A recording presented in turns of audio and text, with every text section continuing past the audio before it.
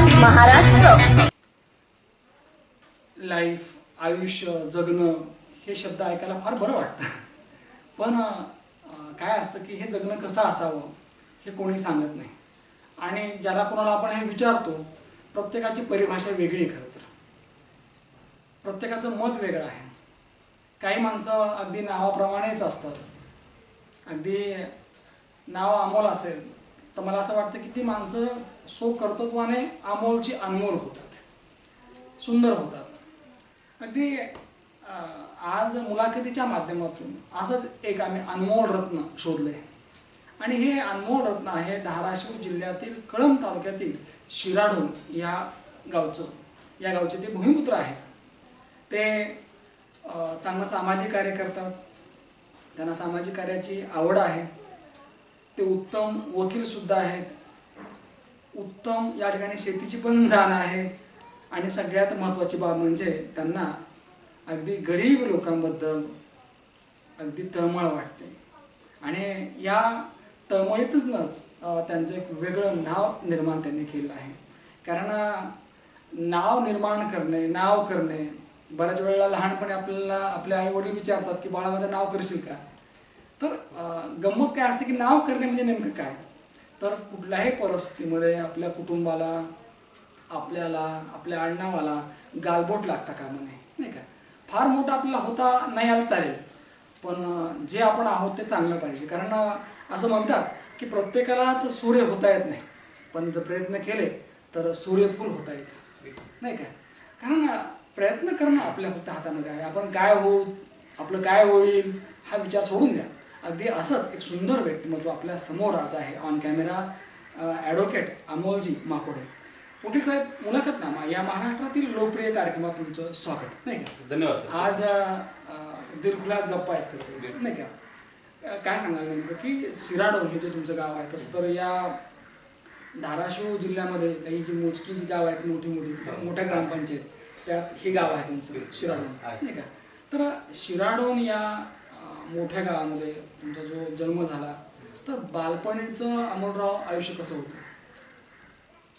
म्हणजे मुळात जर सांगायचं झालं तर शिराढोण गाव हे जे आहे ते धाराशिवमध्ये सर्वात मोठी ग्रामपंचायत असलेलं गाव आहे.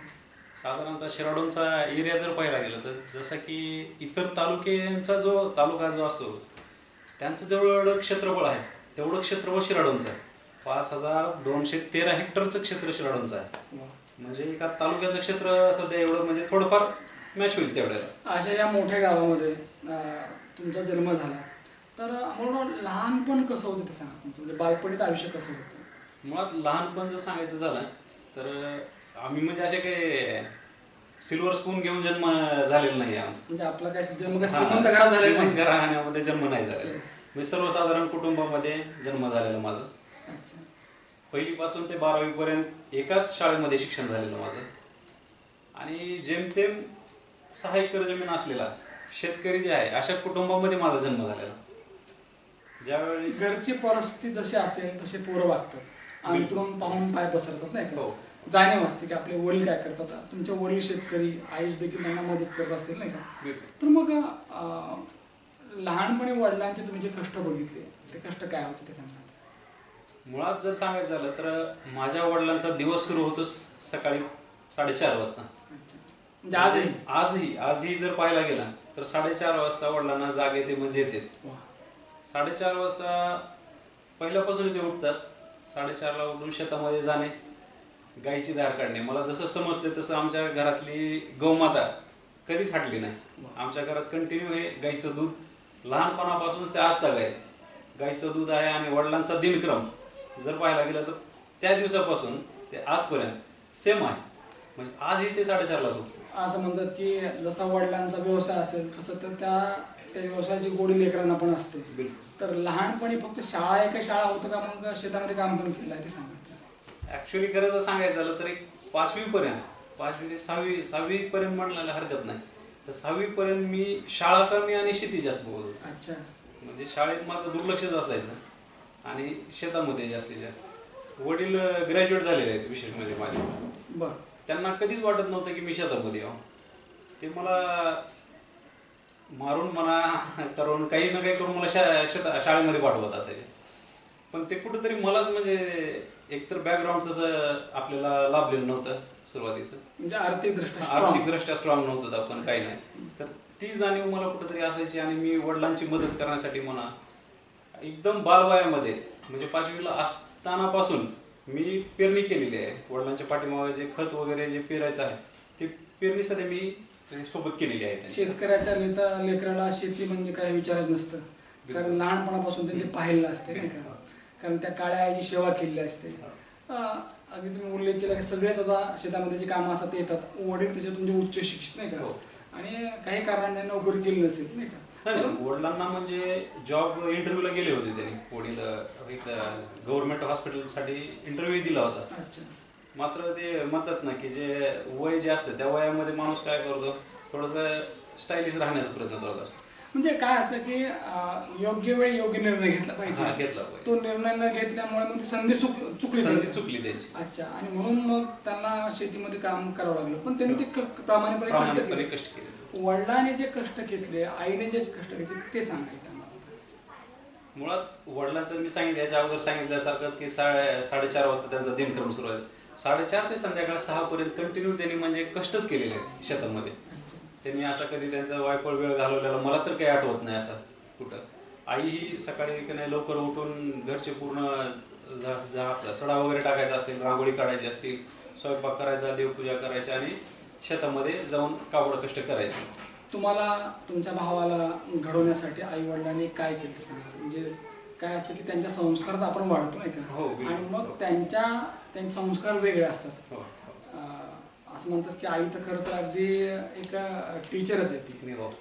इंग्रजीत अशी म्हण आहे की mother is better than 100 teachers. तर आईने आणि वडिलांनी काय काय संस्कार केले सांगा. मुळात जर सांगायचं म्हटलं तर मी MBA ची डिग्री माझी आहे. MBA मध्ये मी ज्यावेळेस फायनान्स मॅनेजमेंट शिकतोय तर हे मला बाळकडून त्यांनी लहानपणी फायनान्सचं दिलेलं आहे. अच्छा. की ज्यावेळेस का नाही आम्ही शेतामध्ये जे काही भाजीपाला असायचा तो भाजीपाला आम्ही शिराडूंच्या गल्लीमध्ये फिरून विकायचो आणि त्यातून जे पैसे आलेले हे ते आम्ही ज्यावेळेस घरी आणून द्यायचो. हे जे काही मॅनेजमेंट होतं ना, हे मॅनेजमेंट मला म्हणजे लहानपणापासून आर्थिक मॅनेजमेंट हे आई वडिलांनी शिकवलेलं आहे. आपण कॉलेजातनं शाळेतनं डिग्री घेतो फक्त. हो बिलकुल. पण जर प्रॅक्टिकली घरी असतं नाही का, आपल्याला ते प्रॅक्टिकल आई वडील आपल्याला द्यायला असतात. कसं बोलायचं, कसं वागायचं, एखादी गोष्ट मार्केटला कशी विकायची, कसं आपण लोकांना सामोरं गेलं पाहिजे, हे सगळं आपल्याला आपल्या आई वडील सांगायला असतात. नाहीतर आपण बऱ्याच वेळा बघतो आपण की लहान मुलं डाव्या पायाच्या चप्पल उजव्या पायात घालतात आणि उजव्याची डाव्या घालतात. हे आपल्याला कोण शिकवायला असते? आई शिकवायला. तर एक विचार असं वाटतं की शालेय जीवनामध्ये तुम्ही कसे होतात नेमके. अगदी तुम्ही मगाचा उल्लेख केला की तुम्ही शेतीमध्ये बराच काळ यायचात नाही का, मग अभ्यासाकडे ओढ कसा होता, अभ्यासातला प्रोग्रेस कसा होता ते सांगा.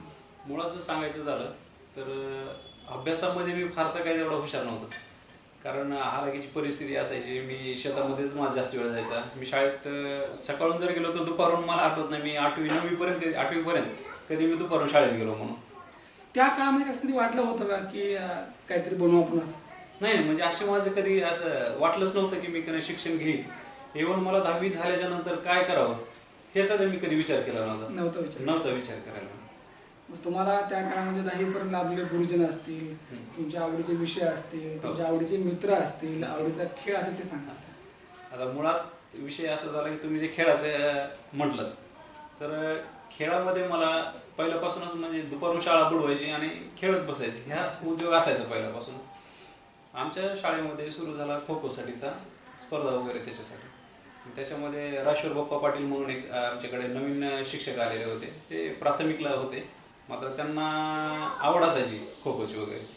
तर त्यांनी ज्यावेळेस खो खो वगैरे घ्यायला केले मग खेळण्यासाठी आम्ही शाळेत जायचो. आणि जे काही विद्यार्थी होते, हुशार विद्यार्थी असतात समोरच्या फ्रंट बेंचवरती बसणारे वगैरे तर ते विद्यार्थी काय करायचे, ज्यावेळेस खेळायचे त्यावेळेस खेळायचे आणि अभ्यास करायच्या वेळेस अभ्यासच करायचे. मलाही त्यांची सवय लागली आणि मी अभ्यासामध्ये गोडी निर्माण व्हायला मला तोच खेळ कारणीभूत ठरला असं म्हणता येईल. काही गोष्टी आपण जर केल्या त्याच्यामुळे अनेक आपल्याला चांगल्या सवय लागतात. हो. खेळामुळे तुम्हाला मित्र भेटले, ते मित्र अभ्यास आणि खेळ दोन्ही करायचे. तुमच्या लक्षात आलं की आपण अभ्यास सुद्धा केला पाहिजे. कधी त्यावेळेस वाटलं होतं की आपण काहीतरी LLB करू, वकिली करू असं? नाही, मुळामध्ये मला तसं कधी वाटलं पण नाही की मी वकिली वगैरे करेन काही करेन. कारण 10वीला जर पाहायला गेलं तर मला इंग्रजी विषयामध्ये 35 मार्क आहे. अच्छा, बरं. आणि मित्राने सायन्सला ऍडमिशन घेतलं आणि त्यावेळेस काय असायचं की 11वी 12वी आमच्या इथंच KN शाळा, अच्छा. तर त्याच ठिकाणी सायन्स आणि आर्ट्स अशा 2 फॅकल्टी आहेत. तर मित्राने सायन्सला ऍडमिशन घेतलं म्हणून माझं सायन्सला ऍडमिशन झालेलं. बरं, म्हणजे तुम्हाला काही सायन्सला यायचं सायन्सला नाहीच नव्हतं, म्हणजे ते गाईड करायलाच असं म्हणजे कोणी नव्हतं ना तुम्हाला ते त्यावेळेस. सायन्स झेपलं का मग ते? हो ना, आता ते सांगतो की हे विषय काय झाला की आमचे एक शिक्षक असायचे बायोलॉजीचे, सय्यद अकबर लाला सय्यद म्हणून. तर ते पूर्ण कंटिन्यू नोट्स द्यायचे. माझी इंग्रजीची अशी कंडिशन होती की त्यांनी जर इंग्रजीमध्ये सांगितलं तर मी मराठीमध्ये लिहून घ्यायचं वहीमध्ये. आणि पण मला जिद्द अशी असायची की जे करतोय ते प्रामाणिक करायचं, ते काही असो. मी 11वीला पूर्ण वर्ष त्यांनी जे इंग्रजी सांगितलेलं असेल तर मी मराठीत लिहून घ्यायचं आणि घरी जाऊन मी त्याला परत फेअर करायचं. म्हणजे रफमध्ये मराठीत लिहिलं तर फेअर इंग्लिशमध्ये करायचं. म्हणजे एवढा सराव झाला मला 11वीमध्ये की कोणी इंग्लिशचा किती हार्ड शब्द जरी बोलला तरी मी पूर्ण इंग्रजीमध्ये जसा लिहायला वाचायला आणि समजून घ्यायला मी त्या 11वीच्या वर्षात शिकलो. आणि 12वीमध्ये नंतर एवढे कसे आणि ते प्रयत्न केले की 12वीमध्ये मला चांगले मार्क म्हणजे ग्रेड 1 मध्ये आहे मी त्याच्यामध्ये. एखादी गोष्ट अवघड असते पण जर आपण जर प्रयत्न केला तर त्यात यश मिळतं. त्याचं उत्तम उदाहरण तुम्ही आहात, नाही का? बरं, मग तुमच्या डोक्यामध्ये सिव्हिल सर्व्हिस होतं, नाही का? प्रशासकीय सेवेत तुम्हाला काम करायचं होतं. तर मग त्यासाठी काय प्रयत्न केले? मग इथं राहूनच होतं का तुम्ही गाव सोडला मग? नाही, मला सिव्हिल सर्व्हिसेस बद्दल मुळात सुरुवातीला काहीच माहिती नव्हती. आमचे एक शिक्षक आहेत गवळी सर म्हणून, जे की आवड शिरपुरा या ठिकाणी शिकवत होते. मग त्यांना आवड असायची ते की शिक्षण अधिकारीसाठी विस्तार अधिकाऱ्याचे एक्झामसाठी प्रिपरेशन करायचे. आणि मी असायचो एका कम्प्युटर सेंटरमध्ये, गायत्री कम्प्युटर्स म्हणून आहे तिथं. तर ते तिथं असायचे संध्याकाळी. मग ते दररोज आलं की ते बुद्धिमत्तेचे वगैरे प्रश्न सोडवायचे. मग आम्ही कुतूहलानं बघायचं की सर तुम्ही काय करायलात काय नाही. त्या सरांनी आम्हाला सांगितलेलं की तुमचं आणखीन वय आहे, तुम्ही अशा सिव्हिल सर्व्हिसेसचे एक्झाम वगैरे द्या. आणि त्याच वेळी त्याच कंडिशनमध्ये PSIचा रिझल्ट लागला होता. आणि आमच्याच शेजारी एक गाव आहे घाडगाव म्हणून, त्या ठिकाणी गरड सर म्हणून एक आहे, तर त्यांचे बंधूही PSI झालेले होते. तिथून आम्हाला ते असं जाणीव झालेली आहे सिव्हिल सर्व्हिसेसची की हे आपल्यालाही करता येईल. आणि तिथून आवड निर्माण झाली आणि सिव्हिल सर्व्हिसेस तोपर्यंत MPSC UPSC या स्पर्धा परीक्षा असतात कुठे ऐकलेलंच फक्त ते, पण त्याची तयारी कशी करायची या रोडमॅप ते त्यांनी सांगितलेलं. बऱ्याच वेळा आपल्या गावात जायचं असतं पण रस्ता माहिती. मग त्यासाठी किती वर्ष आपण दिले, किती मेहनत घेतली ते सांग.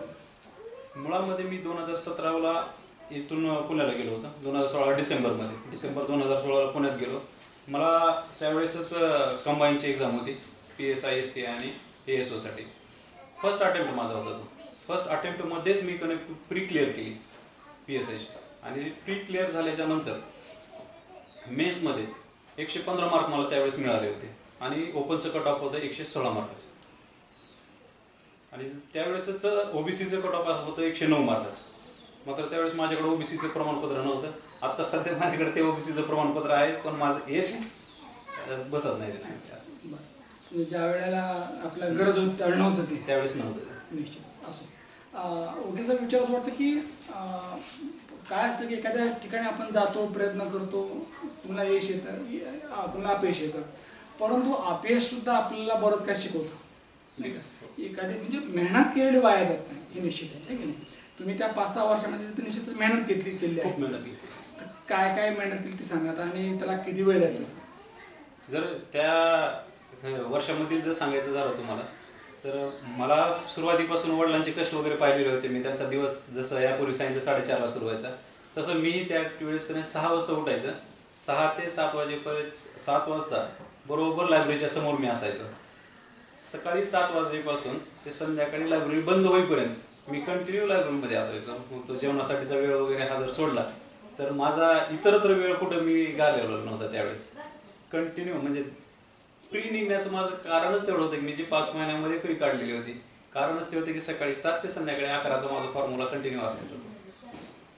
मला असं वाटतं की ज्या वेळेला आपण काही करतो त्यावेळेला लोक आपलं अभिनंदन करतात, जय जयकार करतात, परंतु ज्या वेळेला काही घडत नाही आपल्याकडनं, आपण काही करू शकत नाही आणि आपल्याला अपयशाचा सामना करावा लागतो, त्यावेळेला निश्चितपणे एक कोण मारा सुरू असतो. की काय असतं की मनामध्ये एक प्रश्न असतो, to be or not to be. काय करायचं नेमकं? करायचं तर बरंच काय असतं, पण काही करता येत नाही. कधी कधी असं वाटतं की मग आपलं सगळं संपलं आहे आता, म्हणजे आपण नेमकं करायचं काय? तर ज्यावेळेला तुम्ही ह्या सगळ्या गोष्टी करत होतात, कधी असं वाटत नव्हतं का की अरे आपला वेळ वाया गेला, पैसे वाया गेले? नाही नाही, मला असं कधीच वाटलं नाही.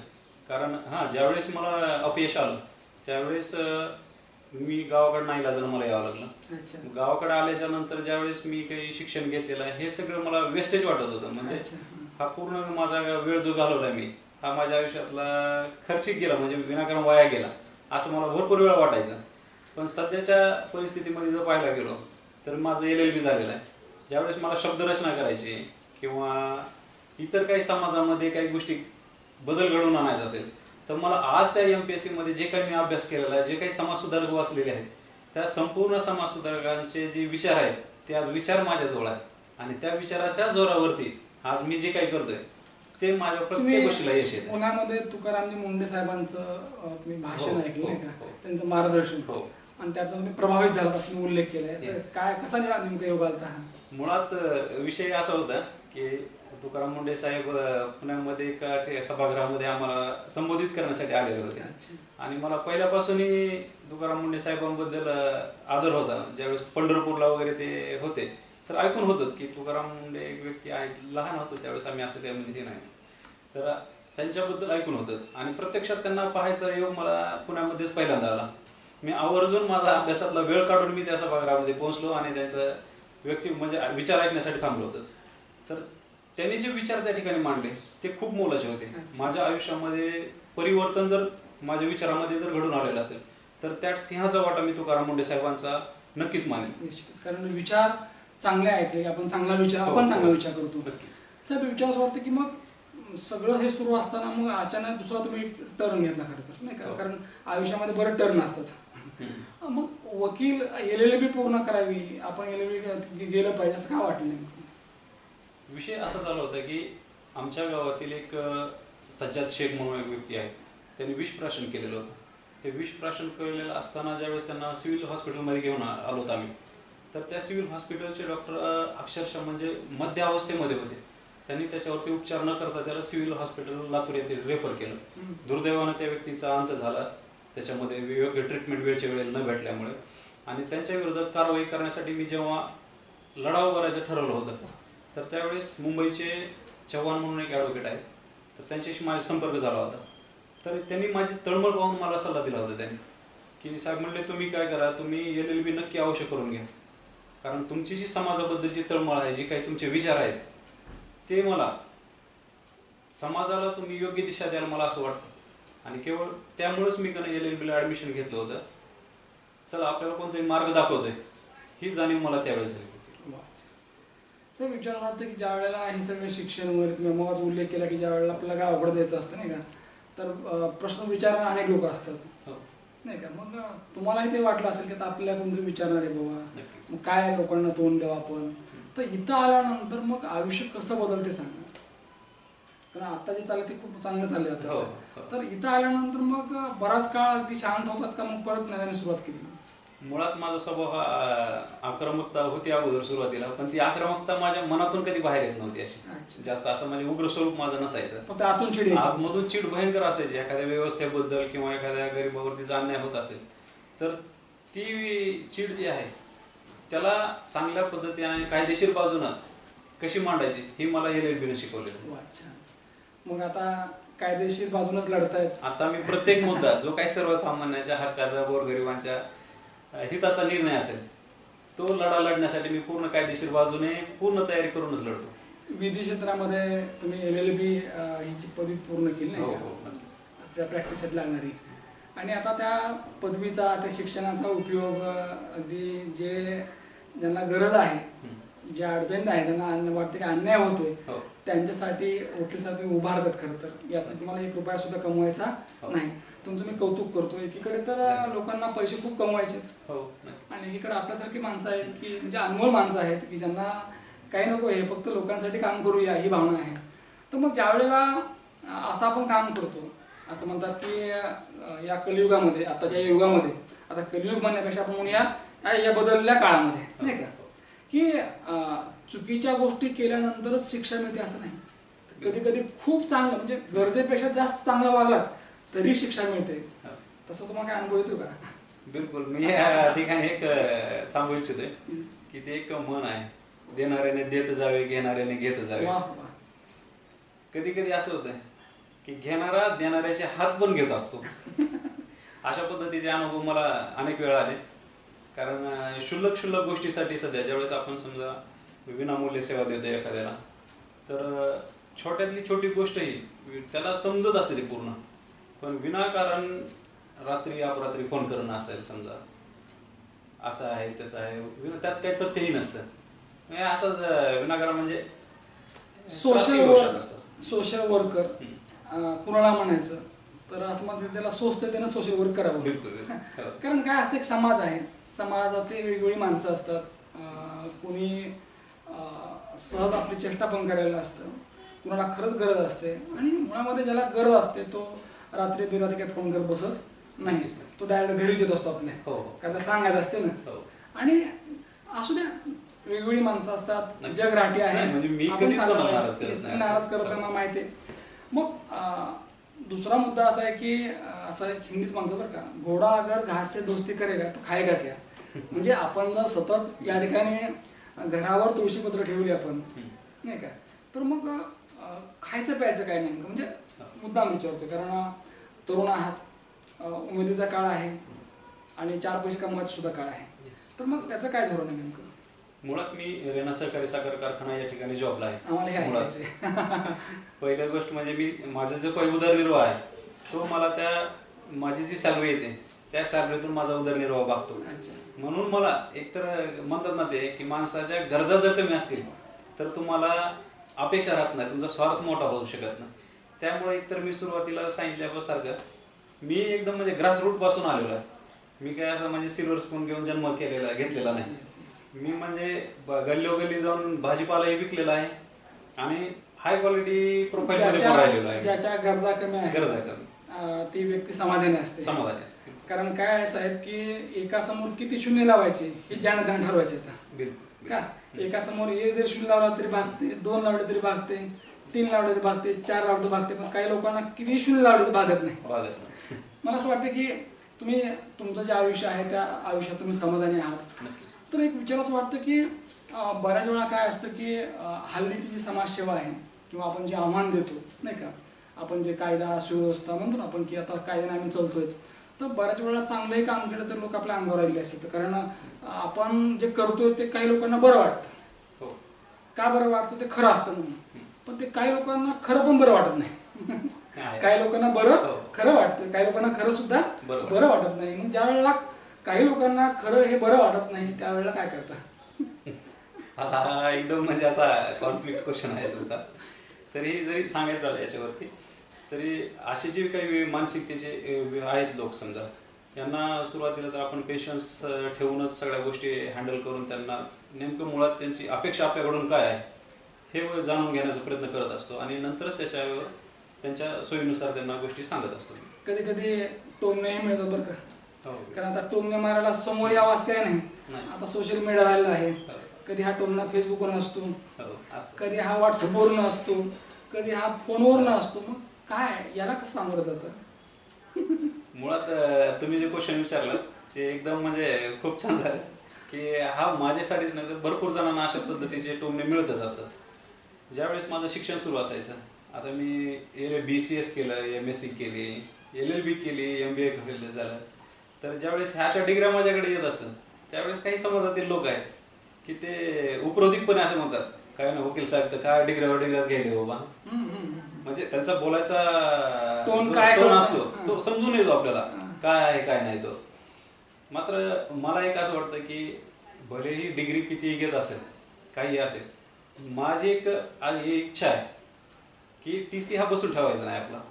सतत आपण ज्या क्षेत्रामध्ये काम करतोय किंवा ज्या पण आपण व्यक्तींना भेटतो त्या व्यक्तींना प्रामाणिकपणे न्याय देण्यासाठी अगोदर आपल्याकडे नॉलेज असलं पाहिजे, तरच तुम्ही कोणी समोरच्या व्यक्तीला तेवढा प्रभावी न्याय देऊ शकतो. पात्र या शब्दाचे 2 अर्थ आहेत.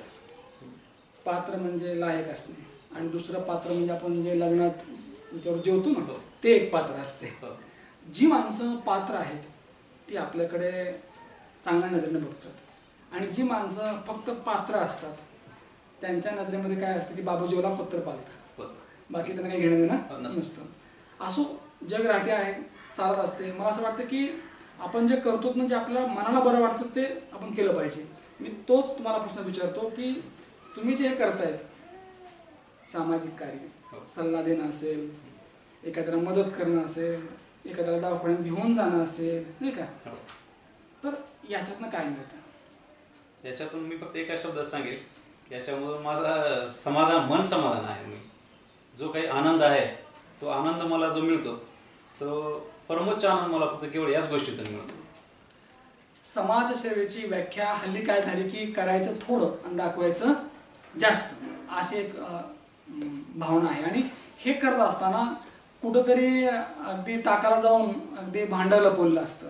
परंतु काही माणसं याच्या पलीकडे असतात. त्यांना काही घ्यायचं पण नसते, नाही का, पण द्यायचं असते. आणि आपापल्या परीनं आपल्याला जे होईल ते हे माणसं द्यायले असतात. कारण आपण जे करतोय ना त्याला खुर्ची असावी, पद असावं असं काही नाही. कारण आपण या भारताचे नागरिक आहोत, नाही का. आणि या लोकशाहीमध्ये प्रत्येक माणसाला अधिकार आहे बोलण्याचा, चालण्याचा हक्क आहे ते, नाही का. कारण प्रत्येक माणूस जर मला काय करायचं म्हणून चालत राहिला तर मग या देशाचं काय होईल हा मोठा प्रश्न आहे. खरं तर गावाचं काय होईल. म्हणून काही माणसं जन्मताच या ठिकाणी आपण देणं लागतो या भावनेतनं काम करतात. आणि पाहता पाहता ही माणसं अमोलची अनमोल केव्हा होतात हे त्यांनाही समजत नाही. असंच अनमोल झालेलं हे व्यक्तिमत्व म्हणजे आमचे वकील साहेब. वकील साहेबांचा जो प्रवास आहे तो प्रवास अगदी छान आहे, व्यवस्थित आहे, अगदी वेगळा आहे. आणि हा प्रवास तुम्हा सर्व प्रेक्षकांना आवडला असेल. परत भेटूया पुढच्या मुलाखतीमध्ये. तोपर्यंत पाहत राहा न्यूज वन महाराष्ट्र चॅनल. धन्यवाद.